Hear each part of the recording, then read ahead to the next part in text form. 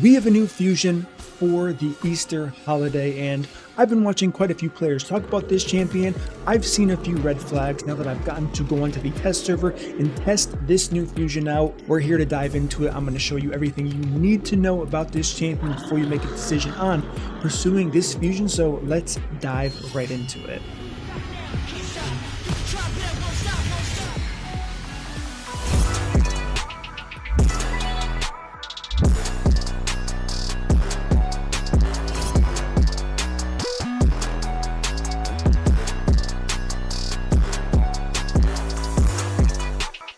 What up team, it is MurderInc. We are on the test server here talking about the new fusion Razelvarg, this like demonic looking bunny, kind of giving me like Donnie Darko vibes if you know about that movie, but looks really cool. Skinwalker attack based legendary champion, and I'm not going to say his kit's unique to the game, but his passive certainly is. We've seen speed based damage dealers before in Rowan. She's been reworked a couple times. Plarium, that should have been a hint not to touch this again, but you went with it, so I'm not going to judge you too much here. We tested the champion out, and listen, the focus of this video is going to be on the passive here, and I'm going to explain why. About, I don't know, 85% of the talk I've seen about this champion has been about the passive here. Each increased speed buff placed by this champion, meaning Razelvarg of course, increases their speed by 5 up to 100. So cast it 20 times plus 100 speed, that's a ton of speed. And when this champion was kind of put out there, the official CC newsletter said this champion's going to be made for hard mode dungeons and Hydra. So first, let's take a look and think for a second about Hydra. So when we think about Hydra, we have to go, okay, this guy's going to be getting tons of speed. Let's talk about the most common Hydra debuffs. So one, we have block buffs. Everyone knows how important block buffs is going to be for the Hydra. HP burn, one of the main sources of damage outside of Brimstone, of course, the blessing. Attack down, it hits really hard. You want attack down. Decrease speed, and then I put defense down as conditional because if you're running like a ninja team or a team that's focused solely on, I don't know, Nishak with poisons and bombs paired with someone like a Geomancer, you don't really need defense down. However, if you are running Royal Guard and Husk, defense down is mandatory. So I did put conditional there because it's not a huge deal if you have or don't have it unless you have certain champions. So with that being said, it only makes sense when you say we're going to be releasing a Hydra fusion that a champion that's going to be ramping in speed consistently is going to have one of these debuffs. Now the reason why I didn't include buffs on this list is because buffs are even more conditional than defense down. It really depends on the type of team you're bringing to the Hydra. Some Hydra teams need ally protection. Some teams run 0 buffs at all because of the mischief head. Mischievous indeed. They don't run resistance at all. So they just said, you know what? I'm not going to give you any buffs to steal from. And it's a perfectly viable strategy. So as we can see here, once again, block buffs, HP burn, attack down, decrease speed, defense down, conditional. Let's see how many of those debuffs are on this guy's kit for a so-called Hydra champion. A1, increase turn meter. Great, triple hit. A2, AoE, increase leech plus self-healing if there's already a leech in the target. Great. A3, increase speed, increase accuracy buff on 2 turns. Where are the debuffs? If this is going to be a Hydra champion, what did you do? This could have been so strong if this was leech and HP burn. Leech and pick any buff here. Attack down, HP burn, block buffs, decrease speed. Any one of these would have made this guy like a must-have for everyone trying to do Hydra. Now, you can say Murder, you can't really write off Leech that much. Leech adds so much value. Regeneration gear is currently the meta for the Hydra. Pretty much everybody understands that. What does regeneration gear do? It heals you. Sometimes it's not enough. I will give you guys the benefit of the doubt if that is going to be an argument here. So Leech is going to help for sure. But for a lot of teams that have been using regen gear to get by on its own, adding Leech really isn't going to do too much. So this passive here is going to be a massive bait. Let's look at my stats. So I'm before I do this test, we have 388 speed. So when I'm running this Hydra run, I'm going to have 488 speed rather quickly. Let's just let that sink in. 488 speed. Now granted, he's not empowered, he's not awakened at all, because of course this is a test server and I don't have the capability to do that. I mean, I could sit here and pull shards, but we're not going to do that. So this isn't even the top speed you can get. But the point is, how much of an impact is this really going to have on a Hydra run? Now, when I tested Owella out, people said I tested it out in the wrong team.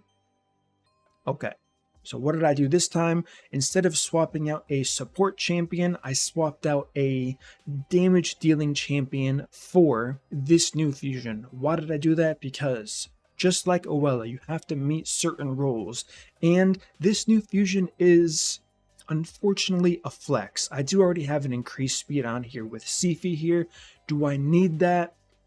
I mean, I guess you can argue and say I don't need increased speed, so you know what, let's just go ahead and take her out here. I'll make the new fusion a leader for even more speed. Kind of crazy, but I'm going to do it anyways. And then let's just throw in a husk. I don't know which husk. Should I go with the higher player power? Perhaps. 232. That looks good. What about this guy? 232. Okay. He's missing some gear. So we're going to go with this husk here. We have our defense down, we have block buffs, defense down and attack down from Krisk here, decrease speed, cooldown reset from our... Actually, what I really should do is come over here and set this up the proper way. So, the right amount of... Yeah, we said the higher player power. So our timer isn't going to just be resetting nothing. Bum, bum, bum. Perfect. All of this is good. We want to lead with, yeah, increased speed. Let's just let it rip right from the beginning. Let's start stacking his passive. Okay. All of this is good. Good. Let's just go. We're going to go on auto here as I'm talking here. So the whole plan is going to be this. It's hard to explain and it's hard to kind of get this point across, but Plarium, as much as I try to, defend in a way their decision making, this one it's hard to, because they specifically said for hard mode dungeons and for the Hydra, right? So when you say that, it's really hard to defend you when you come out here and start testing a champion like this. And first of all, can we just talk about how slow this champion is? I mean, if you look at the speeds of everyone else, we're quick, boom, boom, boom, and then this this new fusion decides to walk at like 1 mile an hour. I mean, are rabbits not supposed to be considered like very fast animals? Am I wrong? Now, we have Legion, everybody. We have the healing going on here. His health is a little bit low here. He's going to start ramping very quickly. Maybe it was a bad idea to get rid of Sifi here. I did just run this and my damage was lower, of course, but Sifi was kind of keeping everyone protected with that block debuffs buff on the whole team, as well as kind of synergizing, keeping up increased speed 100% of the time on pretty much everybody. So it was kind of bouncing back and forth between the fusion and Sifi, but it looks like there is enough self-sustain because I'm not running any type of regeneration gear set on this fusion, as we all saw here. So we're kind of going through the motions here, slowly but surely. Main damage dealers, we have a lot of AoE, so that's the good news. So there is a decent amount of damage coming in here, but I just can't help but think, and I'm sure it's going through your guys' heads as well, imagine what better champion can be used in place of this fusion. Now, counter argument, what if you don't have tons of champions to use? Fantastic point. I will give you that 100% of the time. Now we have a champion that just got, okay, provoke. That was actually a really good timing here. Should I cheat? Yeah, I'll cheat and click. Thankfully, we have the kind of semi-auto service going on here. So we need to do damage. The head's now stunned. We have 5 turns to break him out. Actually, it should be no problem here. I don't know if you guys have noticed this, but to get rid of the auto targeting on this, you have to click auto again, and I really don't like that. All right, so it's almost broken out here. Okay, there we go. So I have to tap target. They should just make it so if you click on it again, it gets rid of it. I don't know, just kind of like a sidebar here. So listen, the fusion, his speed's ramping. I mean, look at his turn meter. He just took a turn and it shot up over half. So, all right, once again, look at that. It is kind of funny seeing just how fast this champion is going. Every time he takes a turn, his bar's going, like I said, almost halfway. Let's look at it again. He's going to take a turn here. Bam, just shy of the halfway mark. So we can see the clear benefit of, I mean, granted, if you're stacking 388 speed on this guy, what are you doing? Use that gear on somebody better in a much better area of this game for sure here. But it's like, I don't know, my main point here, and I'm pretty sure you guys understand, just based off of this simple example here, there are just so many better options here. I don't know why they tried to push this guy. I've been trying to think of, maybe we put a toxic set on this guy, right? So he's getting multiple turns. He's at least doing something as far as putting debuffs on the Hydra heads, pumping out whatever type of damage he possibly can here. Granted, if you want to say murder, he's going to be better in an environment where people don't have the champions I have, I'll give you the benefit of the doubt. I will give you the benefit of the doubt and say, I'm willing to accept that this guy can shine if you don't have a Krisk, Geomancer, Kymar, Ugo, and Husk. However, it's going to be a hard sell because, as we all know, I have my own free-to-play account, and even with that account, I'm getting the bottom chest without this fusion, and the main focus for any early game player should be, and hopefully people do know this, it should be that you just want to get the bottom chest, get your Mithrala fragments, and that's it. We don't care about anything else. So if this guy bumps up your damage as far as sustain goes by, I don't know, let's just pick a random number here. Let's say he bumps up your average damage by 300,000. Is that going to be worth it for you and the resources? Now, that's not a real number. That's just like a speculation number just that I pulled out of a hat. No pun intended with the rabbit here.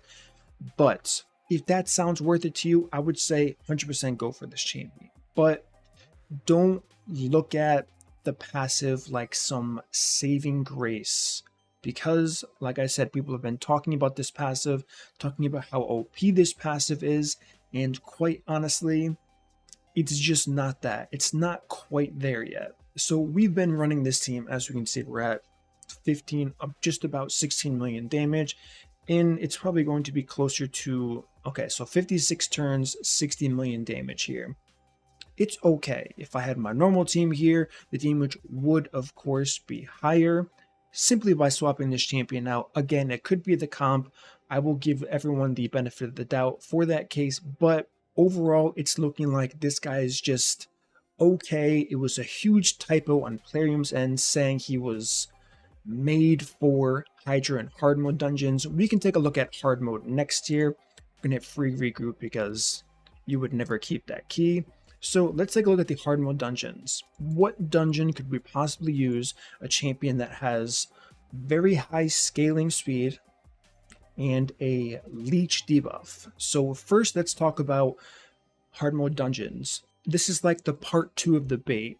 If you are farming Fire Knight, Ice Golem, and kind of Dragon, you're doing it wrong, because hard mode dungeons, as I've gone over in videos before, are not efficient farms by any means. If you want to go for stage 1, 2, 3, 4, because you have the champions that make it a faster farm than stage 25, that's when it becomes efficient. But if you're farming stage 25 and you can also farm stage 10, and you're on some crazy copium if you think you're going to get this insane 6-star mythical gear. What any endgame player should be doing, now this is only focused towards endgame players, is if you plan on fishing for that mythical gear, wait until hard mode stage 25.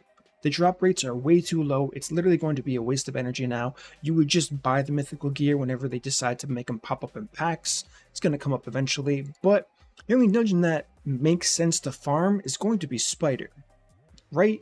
So we have Spider here, and how does an AoE Leech champion tie into the Spider team? I guess in a stun set, if you kind of had to do that, you pair him with, I can't even think right now. So I have this team here, and if we swapped Razelvarg into our fastest, because you would need a ton of speed. So it would have to be the fastest stun set that I had. It's possible, but then again, if you look at stun, we are really reaching 18% chance to stun. You would have to literally build him as fast as you possibly can, making sure he's cycling through his turns over and over again, and even then, it can be quite unsuccessful as far as consistency goes. Because if you're farming dungeons, you want 100% win rate no matter what. We do have 2 AoEs, which is the good news. Attacks all enemies, attacks all enemies. The value of that is going to scale very, very well. However, it's going to be a really hard stretch to say hard mode dungeons is where this guy's going to shine, because it just, I don't know, it's not looking that way. So now that we've done that, what I want to do is I want to do a damage test just because we can, right? I'm pretty sure I'll have decent attack and then speed rolls here. Let's have a look. Okay, so I just have a quad speed roll laying around. Perfect. And then we want an attack ring with attack percent. The best I can possibly have. Probably, yeah, Leorius has it. And then we're just going to go with, so he scales with speed. I mean, we have 391 speed now, just off of that swap alone. It's kind of a lot of speed. I'm going to need Awakened, what are they called? Ascended 6-star speed boots. Okay, so we got Ascension bonus here. Too bad there's no option to show fully Ascended. Okay, speed, crit rate. Those are not bad. I can definitely buy some solid crit rate amounts. Okay, so we're going to go with that here. I believe that's an attack percent chest, so we're going to leave that. And then, if it's possible, a big if, like huge if here, but if it's possible, we're going to go with the Savage set. So I believe this is my best speed that I have. So let's go ahead and plug that on here. I mean, I'm not expecting much. I'm going to tell you guys right now. It might be cool to see, but I really don't have faith that this is going to do like substantial damage. I don't. I get that there's a quad speed roll. Okay. Scaling. Now we need to make up 30% crit rate. There's 20. And I already have Curry on the shield. Yeah, GG. It's over. Fun while it lasted. There's no way I can run with a crit aura so I can get away with 75% crit rate, but it's looking sus. It really is. Let's go crit damage here. Equipped. And then attack on the substat. What do we got? Single roll there. Single. Wow, I have really bad. I mean, I guess we're just going to go with this here. Okay, so I'm going to be, for the first time in a long time, I'm going to be running under the crit cap.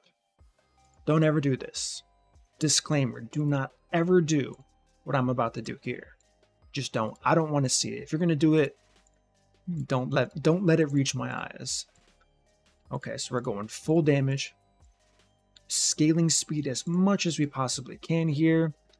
And I guess we could go for the speed bonus from Lore of Steel. Very small, like extremely small, but we'll go for it nonetheless.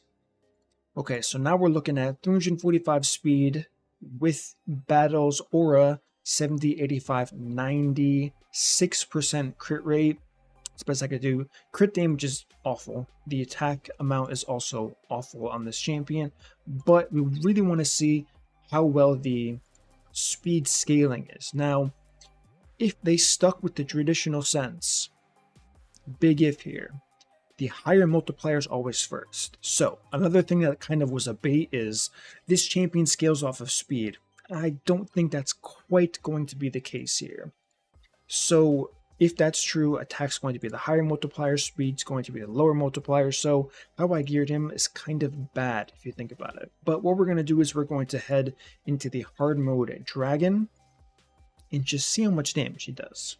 Alright, so here we are, and the main thing I just realized is if I'm going to get defense down, weaken, attack up, and my fastest guy is my nuker, how does that make any sense? So there we go. I don't know why I didn't think of this earlier, but the first flaw of this champion is if you're scaling speed to like a crazy level. I'm talking about the end game players here. You have to make sure every other champion's faster. So that's putting a ton of stress in your account.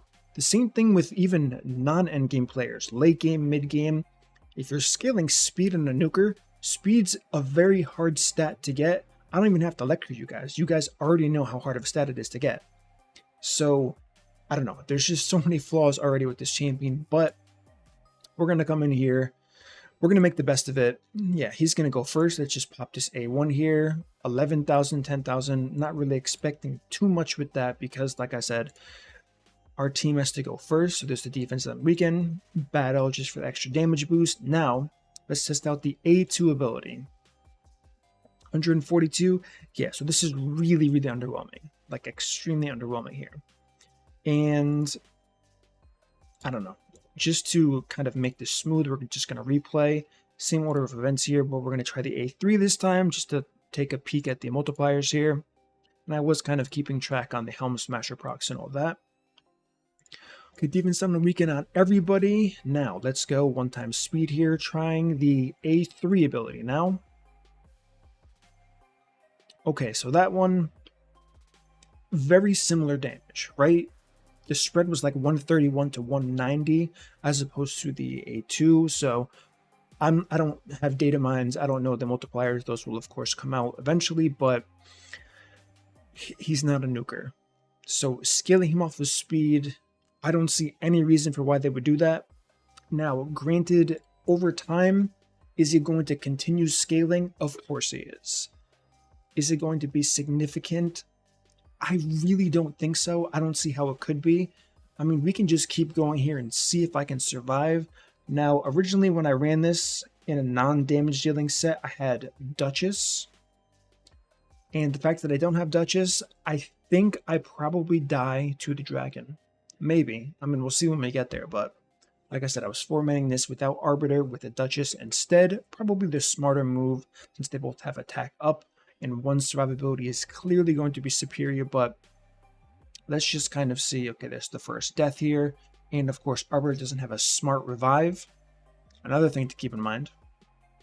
So we might end up just dying over and over again. Yeah, okay, that's exactly what I thought. So we're going to get to the dragon eventually. Hopefully it doesn't take too long here, and I'll see you when we get there. All right, so we made it to the dragon. Let's see how much damage we start doing. 25k to start. Okay, he's taken tons of damage. Like tons and tons of damage already. Got to keep this guy alive here. Get his speed pumping. 76k without defense on weaken. All right, there's the defense on weaken. Let's see. 85, 83, 77. Not the worst, to be honest. 115. Okay, there's the attack up. Kind of one shot there to be expected. As long as Arbiter doesn't die, I think we're good.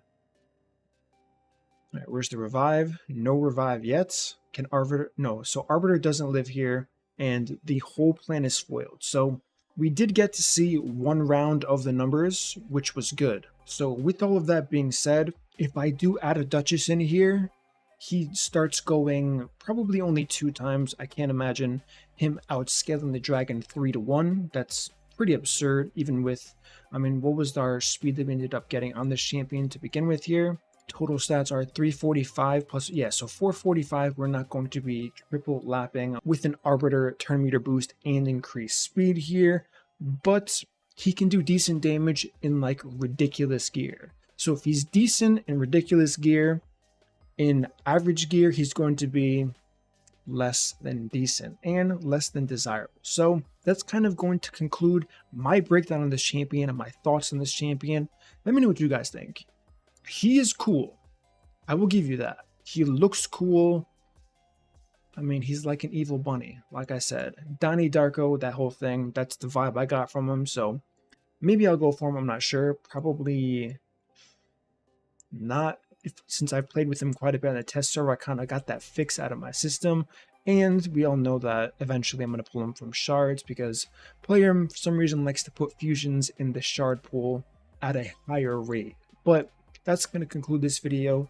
Are you going to go for him? I know people just go for fusion just because they can. Is this going to be one of those, or is it going to be an exception? Is there something that you saw that I possibly missed. I guess you could go for Relentless Gear, but I don't know. I don't see the value in Relentless Gear unless it's really, really fast. So as always, if you like this content, subscribe, turn the notification bell, smash the like button, and I will see you all in the next upload.